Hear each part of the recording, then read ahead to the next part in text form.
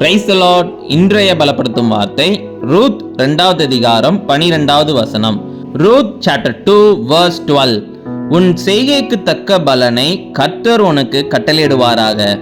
May the Lord repay you for what you have done. ஹல்லேலூயா. பல நாட்களாக நீங்க கடினமாக உழைக்கிறீங்க, ஆனாலும் அதற்கான பலன் கிடைக்கவில்லை என்று கவலையோட இன்னைக்கு இருக்கிறீங்க, அப்படிதானே?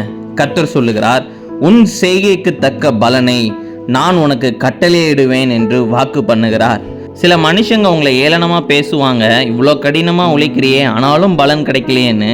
நீங்கள் சோர்ந்து போகாதீங்க. இன்னைக்கு கர்த்தர் உங்களை பார்த்து சொல்லுகிறார், நீங்கள் கஷ்டப்பட்டு உழைக்கின்ற காரியங்களுக்கு அந்த பலனை கர்த்தர் உங்களுக்கு தருவார். கர்த்தருக்கு பிரியமுள்ள வாழ்க்கை நீங்கள் வாழுங்க. கர்த்தருக்கு பிரியமில்லாத காரியங்களை செய்யாதீங்க.